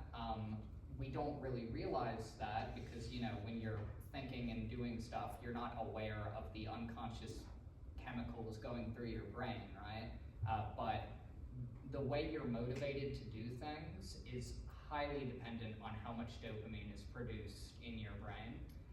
And the fact, the way our brains produce dopamine when you have ADHD makes it genuinely, in a very hard to explain way, just genuinely more difficult to motivate yourself to do something, especially if the payoff for that thing is further down the line instead of immediate. And so you have a lot of issues where, the struggles that we'll have with executive functioning in classes and stuff like that, don't tend to be ones that that very many people can give advice for. It's stuff that seems kind of basic, make sure you just keep on top of this, right? Go to this class on time doing this, right? Stuff that's very, it should be a very simple solution. And that's kind of the issue, that all of the problems aren't in the areas where it's actually difficult, but in the areas where everybody else is able to do that. So very few people know how to give advice for it outside of trained professionals. So it can be really, really disheartening. Anyways, we have another one, but did anybody else have anything to add to that? I mean, I can't focus for shit, but I can't really, I don't know if that's ADHD or not. I just have no comment. Many of our panelists have been talking about how people treated them poorly, and this question is really good, and it's straight up, how would you like to be treated? Like a neurotypical, ignore the fact that you're autistic, be more direct to you another way? Call me I'm handsome, that works. You can go for it. You're handsome. Okay. Thank you. I don't mind if people know I'm autistic and acknowledge I'm autistic, as long as they also acknowledge that I am a breathing, thinking adult who deserves respect and deserves to be talked to as such. It's almost just have more empathy. You can talk to me, you can interact with me. I can still have a wonderful relationship. I don't need necessarily to be coddled. I just need to be understood. So seek to understand is what I would say. Yeah, I feel the same way. I don't want people to ignore the fact that I am autistic or that I have ADHD. I don't want that to be ignored. But I also, I agree, I don't want to be treated like I'm 2 years old, I don't know what I'm doing, because, I am a junior in college. I've gotten here for a reason. I have scholarships for a reason. I am a smart individual. I want to be treated as such, especially, in workforce and, in friendships and relationships. It's don't ignore the fact that I'm neurodivergent. Don't treat me like a neurotypical, because I'm not going to understand what the heck you're talking about. I don't want people to think that I understand sarcasm or that I understand social cues, because I don't. But I also don't want to be treated like everything that you have to just walk on eggshells to talk to me. Yeah, I do want to add into that, the reason I feel a lot of us, correct me if any of you disagree, but I feel the reason a lot of us don't want the fact that we are autistic or have ADHD or just generally neurodivergent to be ignored is because, there's very few people out there who are going to say, oh, I'm going to treat somebody poorly because they're autistic. I'm going to not like somebody because they're autistic, right? Very few people are going to say that. However, there's plenty of people who would, treat you poorly or like you less because you don't make eye contact and that makes you seem not very trustworthy. You fidget in a weird way that kind of weirds them out. You have difficulty paying attention to what they're saying. There's plenty of things where, because if you fully ignore the fact that somebody is neurodivergent, then you're going, you're essentially operating under the assumption that they are neurotypical, which they are not. And so if you ignore it, then you're not going to dislike them because they're autistic or because they have ADHD, but you are going to dislike them because of things that are directly tied to them being neurodivergent. So correct me if I'm wrong, but I feel like that's kind of No, at I least think my you view. like You hit it on got the it. head.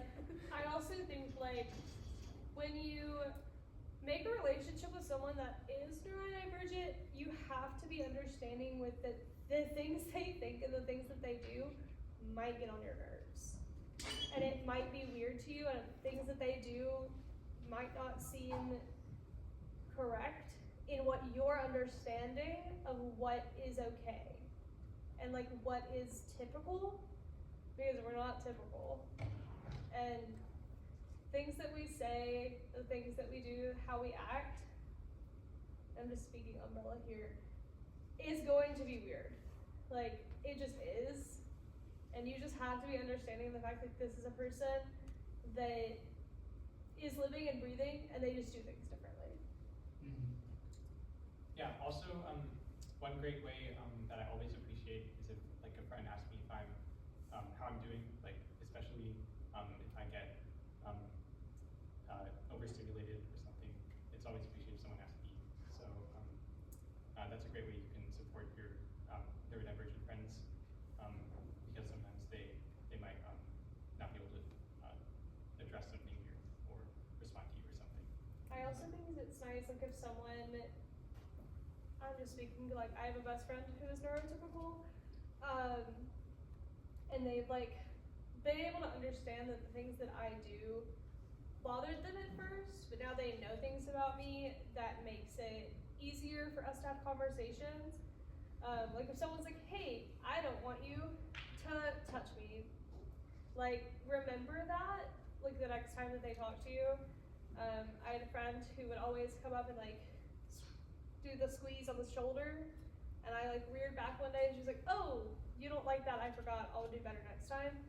Like, I think that that's something that's very important to me personally, is like remembering that there are things that you can't do with someone that's neurodivergent because it will overstimulate them and it will make them upset. And just taking accountability for like, you do forget sometimes. And no autistic person is the same Yeah. as well. I'm a If twin, that- so yeah. If you meet one autistic person, you've met one autistic person. They're all gonna be different. They're all gonna have different just experiences. They're all gonna have different things that they are good at, things that they struggle with. You know, you do have to take it case by case, but that doesn't mean that it's not as, I feel like being respectful of an autistic person isn't as, it is difficult and it can be difficult, but it gets easier over time so long as we can both strive to give each other grace. Yeah, I agree. Yeah, and just to clarify, like, that's 100%, if there's anything that is like, because, you know, people who are neurodivergent are not incapable of doing, like, mean things or something like that. So 100%, that's not telling anybody to not, like, stand up for themselves just because somebody is autistic or has ADHD. It's more in the idea for, like, there's a lot of things that people get onto us for that don't affect anybody else other than us. And there's not really much reason for it. And then if you do want to be friends with somebody who is neurodivergent, there are just things that, like, you're gonna have to accommodate for them. I mean, a lot of neurodivergent people are already accommodating for neurotypical people, like, most of their lives. So it's kind of just kind of returning the same energy. Unless anybody has anything to add, there's a question I really like that I wanted to get to. Kind of touching on, we mentioned it earlier briefly, the idea of like imposter syndrome. Did you ever doubt that you were neurodivergent? Like thinking that it was like all in your head, that you were kind of like just believing that you were? I mean, for me, I do it all the time. I mean, like I constantly am like, oh, am I really autistic? Do I really have ADHD? Every day I prove to myself, yeah, actually I do. not being able to do certain things or go to certain places when I want to me is like proof every single day of like there's something wrong, right? There's something off, there's something different that, you know, you just have to sort of work with and work through every day. I think in general it's not so bad anymore for me, at least, because I mean obviously like the more you live with knowing that you have these conditions and like the more you find out about them and the more you talk with other people who have these conditions, the more you realize you're just a little bit different, and that's okay, right? It's like you have these issues and other people have similar issues to you, and you can sort of almost find like solace in that sort of both things are, you know, may not be the best, but you can sort of understand that you have this condition and it's okay. Yeah, and I think that's especially, like, that's a big thing. We talked about it a bit earlier, like the idea of like self-diagnosis, which is where a lot of neurodivergent people start, because, you know, you have, unless it comes at you by surprise, you have to be self-diagnosed for a bit before you decide to go get diagnosed, right? Like that's how you get to that point. But anyways, there's just a lot of stigma around like not being autistic enough, not being ADHD enough. It causes a lot of imposter syndrome that follows you even after you've received a professional diagnosis. I don't deal with it as much anymore, but I know for the first year after being diagnosed, I felt like I constantly had to prove that like I hadn't somehow tricked all the medical professionals into thinking I was neurodivergent, because there's really very few things scarier, because getting diagnosed is already a really vulnerable process. Like you are being psychoanalyzed and like having all of your like perceived flaws read back out to you in medical paperwork. And like there's a lot of anxiety around it, because if you're not, like if you don't warrant that diagnosis, you're scared that like, oh, so those things still exist. The things that made me want to get diagnosed, the stuff that makes me feel like ashamed when they're read out to me, but now there's no diagnosis to justify it. And so there is like a lot of that gets dealt with. And I don't think people really consider that when they do kind of like the like fake disorder cringe kind of stuff, which is kind of like a big trend. Not as much anymore, but has been. Also, this kind of extends the question. Let me see if I can find it. Can I add something? Oh yeah, add something, 100%. My form of self-imposter syndrome isn't about like, oh, I can do this, therefore I'm not autistic. For me, it's like a very blurry boundary between stepping out of my comfort zone to do something and it actually being impossible to achieve. And I'm finding that like I need to be a lot more social, and there are just things that I am able to overcome, but again, I will never be able to go clubbing and you know, go into a very loud room just to, you know, talk to people. But there are some things you can do. I'm sort of on my way to reminds me of a story I want to tell you. There's this Guns N' Roses song called Garden of Eden, and they shout rock and roll 4 times, and I thought that was funny.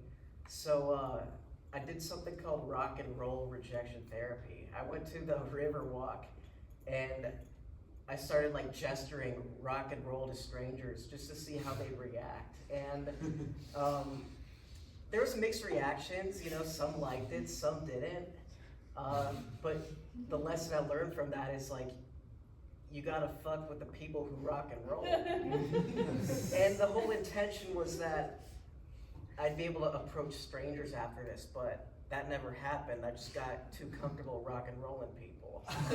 Hey, but if you ever need to start a conversation with rock and roll, you've gotten the practice. You know, when people call me on the phone, I actually say rock and roll now. Really? Oh, But anyway, that's so fun. rock and roll rejection therapy wasn't a complete failure because I am a lot more playful with the people around me. But again, like, it's gonna take a very long time before I'm able to, you know, approach strangers and start conversations to, you know, read all those social cues. But social cues don't matter in rock and roll. Me personally, I've gotten the, but you don't look autistic. Mhm. I get that, day from people that I know. They're like, but you don't really look autistic, and I'm like, oh, you know that, like, hold on, let me just, and I'm like, Yeah, hold up, let me pull out my train real quick, you know. I'm like, oh, hold on, let me pull out every single Squishmallow, let me pull out all my sharks, like, I'm like, hold on, let me pull out my book of serial killers that I can, like, quote from, and they're like, never mind. I'm like, see, but like, every time I get like but you don't look autistic, I'm like, well, maybe I'm not, like, maybe I'm just not, but then I'm like, hold on, let me just, and they're like, oh, never mind. I'm like, okay, maybe people just don't look autistic. Like, that's just, I hate that phrase, because then people that like, oh, you don't look ADHD.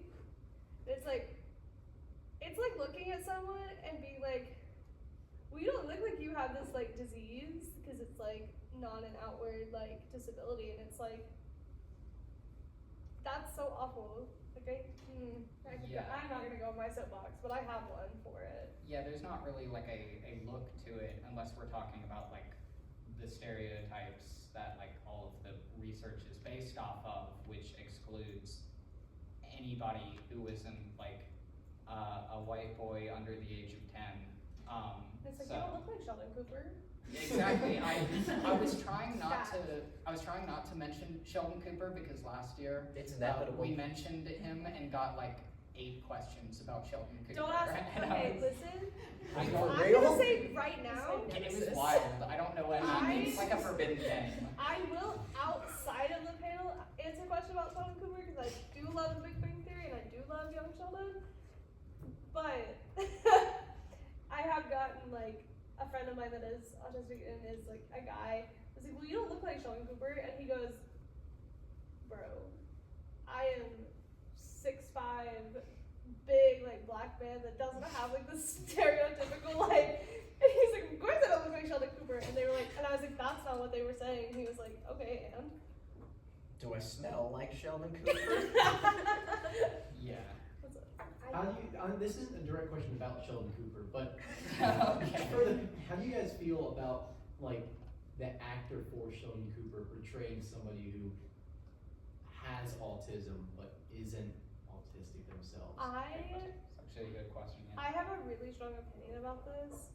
I love Jim Parsons. I think he's a wonderful person. I think he's a great actor. I think he portrays it really well, but he does it overly. Especially Young Sheldon, I don't know the kid's name, but like, he does it really, really well to not be an autistic individual. I think that there are parts of the show that the writers aren't super great. It's like not every autistic child is obsessed with trains, but like they do get like the like, I know me personally, I'm a big germaphobe, and so like that representation was really great. And like I have my spot like on the couch. I am Sheldon Cooper sometimes. Like I think things that they do represent really well. And honestly, I just think that he's a great actor. And I follow him on social media, and he has talked about autism before. He's like, I don't have it, but I have friends that do. I don't know. I think he's a really great person. I think his like acting skills are really great, especially not being someone that is autistic. I don't know, I feel like for me, I would rather just have them do the research, you know, do the work of like looking and researching and, you know, talking to different people on the spectrum so that they can see how broad of a spectrum it really is. Yeah. And then maybe like say that you've done that research, not just like online or anything, but like, or like in a library, but you've done I like feel like, field yeah. research. I feel like they That would haven't be done nice. field research, and like Sheldon Cooper is like, this is the spectrum. He's over here, but the spectrum is so large, and he's like at the very end of it. Yeah. And it's not even like a straight line either. It's No, like, it's like, I don't know if you guys have seen that. The like more accurate autism spectrum is like a a circle pretty much where each individual trait is elevated or Oh, he's lowered. pulling it up. Oh, Yeah. perfect, yeah. How's circle? If you just say accurate, yeah, that's it. So like, Yeah, this like, would be So this would be more accurate than a straight line. A line is easier to imagine, so that's why people do it more often. It's like But video this game is stats. yeah, it kind of Yeah. is. So you're saying we're virtual, we're not real. That was so autistic. Yeah, that's what he's saying. She had some. Sorry. Oh, I I'm was just sorry. saying, do you think like for like acting wise, like with people who aren't, who don't have autism, who play characters like, do you know the Good Doctor show? yes. It becomes a point where it's like they're just doing stereotypes like That Yeah. show makes me so angry. I have never watched full episodes of that show, because that show really makes me upset because it is full of stereotypes. Like when the one thing I've seen of the show is like when he has a son, and it's like people that I know that are parents that are autism. I know this is like kind of stereotyping, but parents that I know that have autism are not like making schedules around their own stuff and not what their significant other's doing, or like saying that their significant other can't do the schedule that they do. I just don't like the Good Doctor. I really don't. It's like my least favorite show on the planet.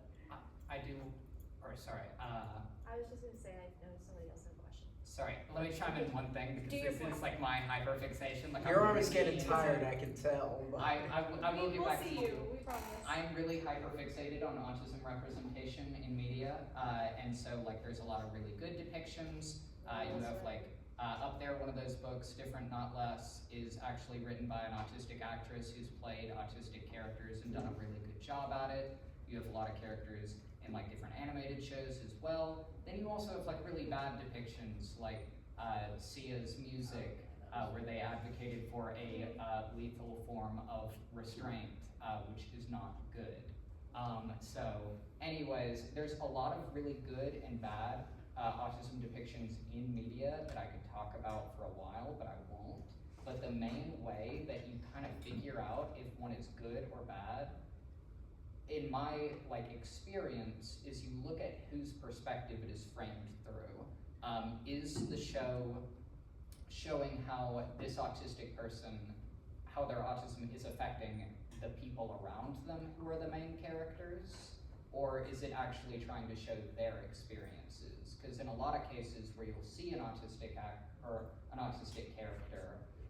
the main deciding factor tends to be like a lot of it is more kind of like a savior complex, like the idea of like, look at how much this person is negatively impacting my life, but you know I'm putting up with them because they're autistic, so I'm actually really cool, and you should root for me as the main character. That's how you figure out if it's not really great representation. Sorry about that. Yeah, what was your question? I do have a question, but I also want to know, there's a sharp difference of who is responsible in the situation of poor representation. There's the actor who gets a lot of flack for it because they're in the face, but the core issue is the writers. Yeah. Yeah. No, absolutely. I agree. I think it's easier to blame the actors just because, you know, they're the ones you see. You don't see the writers behind the scenes. But that's like a big thing. Like, again, I keep bringing it up just because it's the most infamous, like, bad depiction of autism. But Music by Sia. Nobody, or I don't want to say nobody because that's a generalization, but like when you look through like the autistic community's like response to that, very few people were blaming Maddie Ziegler, the actress, for it, because even behind the scenes she was crying saying like, hey, I feel like what I'm doing here is offensive, and Sia was like, no, it's fine, nobody will be mad. She was wrong, unfortunately, but the blame fell on the person who wrote it in that case. I'm not gonna say that happens all the time. Sometimes the actors are blamed for it because they are the face of the thing that is offensive, which is just kind of unfortunate. But yeah, no, I 100% agree with you that it tends to be who wrote it, and there can be a lot of really good autism depictions in media that have neurotypicals playing like the character, as long as the person writing it was autistic. So like if you look at Community, like with Ava and Nadir, I love him. Yes. I think he's great. Like there are some stereotypes there, but he's just super cool. We love him. Muriel's wedding.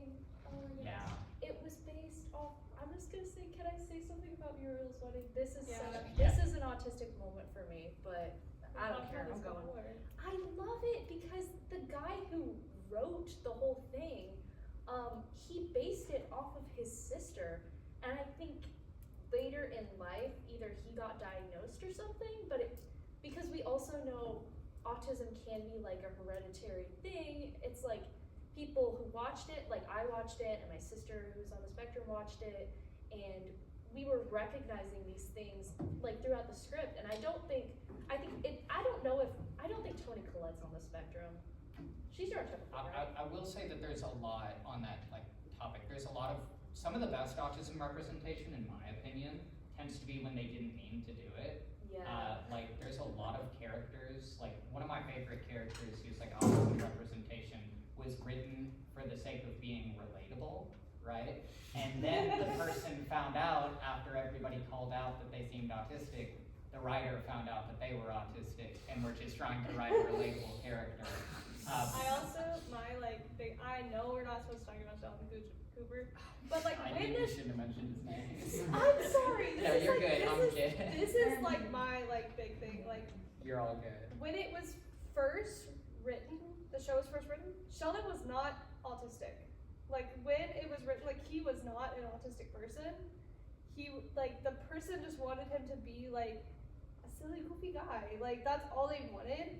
And then people were like, he's autistic, and like everyone's like, no, he's just crazy. And no, like he is autistic, and it's really cool to see like from the beginning to now like how they've changed the way that they write it.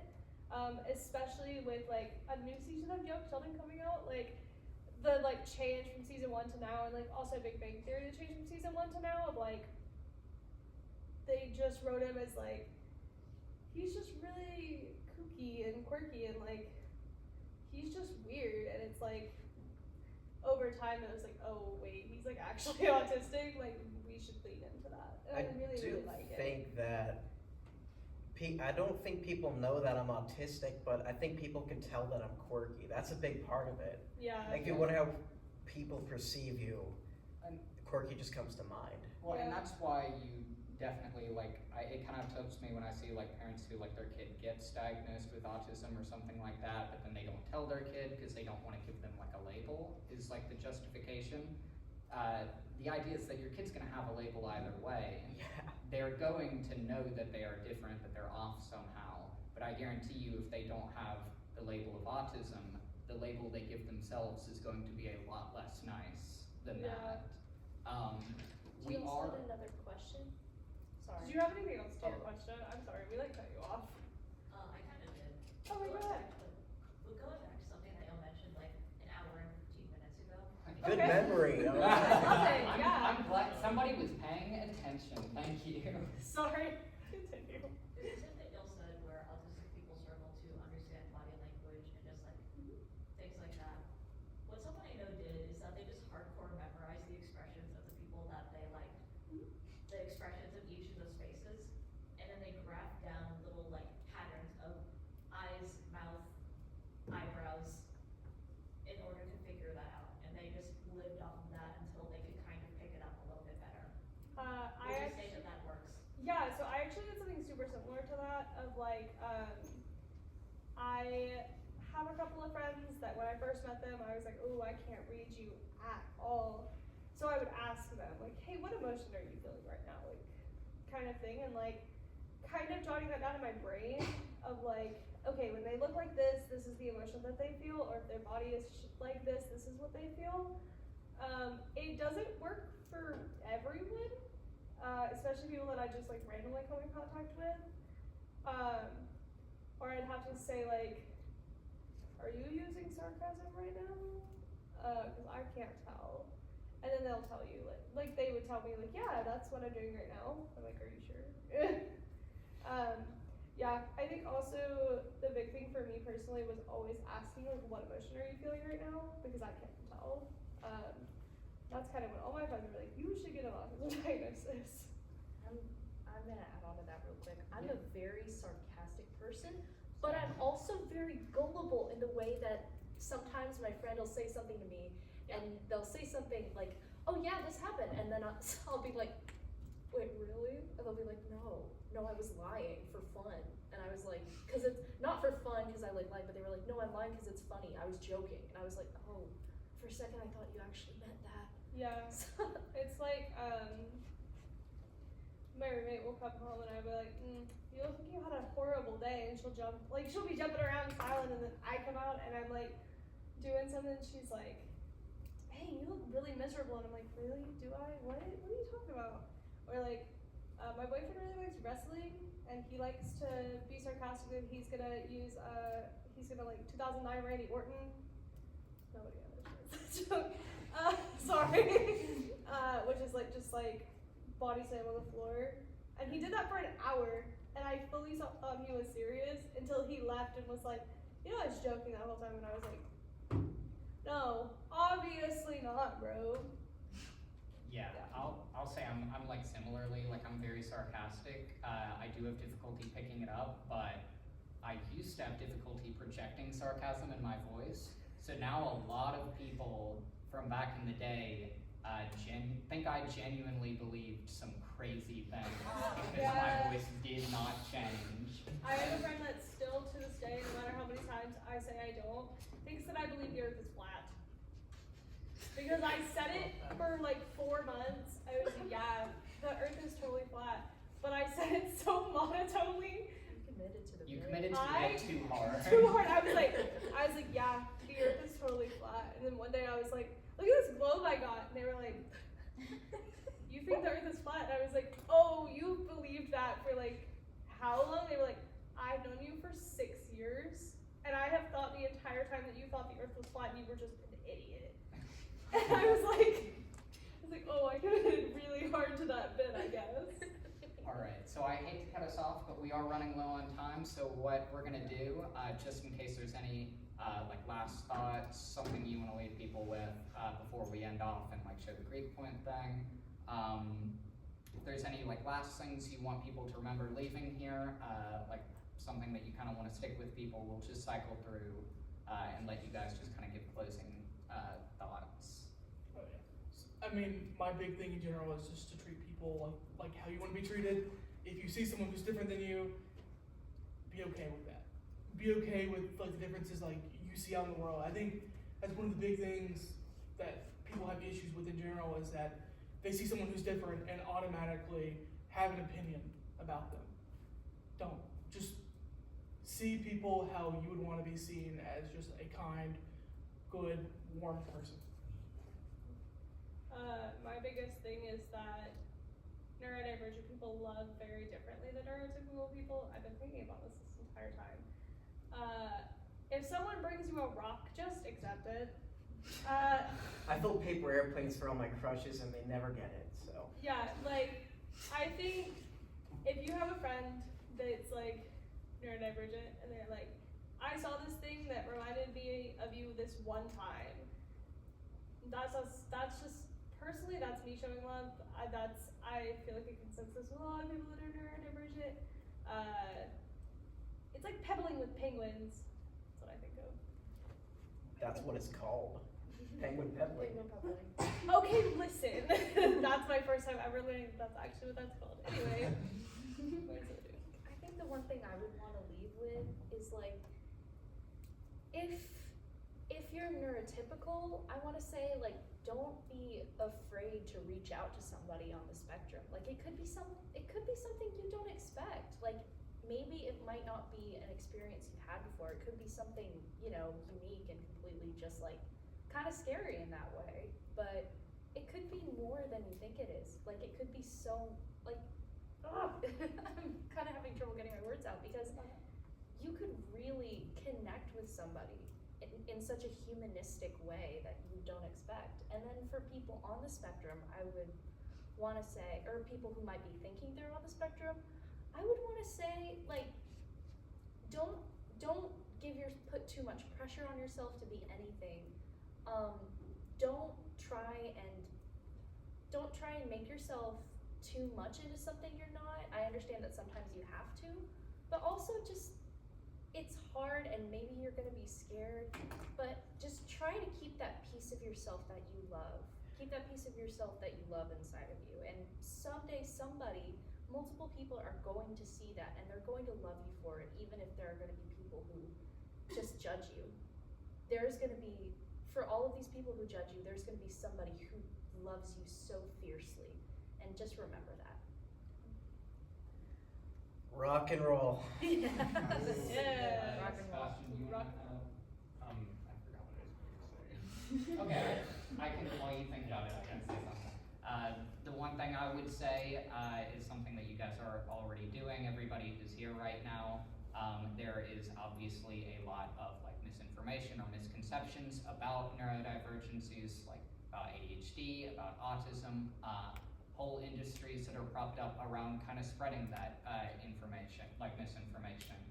And so there's a lot of things I could get up here and tell you, like misconceptions that should be cleared up. But the main thing that can like solve everything else, any other misinformation is like, if you are trying to learn more about autism or ADHD or something like that, go to autistic sources, like go to actual like autistic self-advocates, people who've experienced it, go to people with ADHD. You can find plenty of information that's written by neurotypical people, but there's also plenty of information that gets overlooked that's written by people who've actually lived it. And you know, you could, as somebody who is studying this right now and looking at a bunch of research, I can tell you that like no matter how much anybody like spends studying something, there's never going to be the same level of understanding as somebody who's lived it every day of their lives, who's actually experienced it. Just like I couldn't tell anybody what it's like to be neurotypical, and I would not expect to be the authority on what that experience is like. Just make sure that that's where that's like the highest priority where you're getting information. And again, fortunately, you guys are here, so you're already doing that. So good job on that. The ways in which we do so many things are different. So just because someone does something differently, something that someone does differently than you could be just as normal to them as whatever you do is normal to you. All right. Well, anybody have anything to add, or are we putting up the Greek point? All right. Thank you guys for coming. This was really fun. How do I? No, this. Yeah. All right, yeah, thank you guys for coming. This was really cool. We always love doing this. It's a good way to start off Autism Acceptance Month. So 100%, we really appreciate it. We love getting to talk about this and like spread that information, especially those of you who were like neurodivergent in the audience, asking questions for your own experiences. It's always really impactful to be able to help other people who are experiencing similar things. So yeah, thank you guys for coming. Thank you so much. Thanks. Do you guys wanna get like for the Instagram? Do you guys wanna get like a group picture in front of the table? You stand on them, On the table? You could stand on the table, but like I probably wouldn't recommend it. Sure. I don't- Okay, it was recorded all the time. 2 hours. Oh no.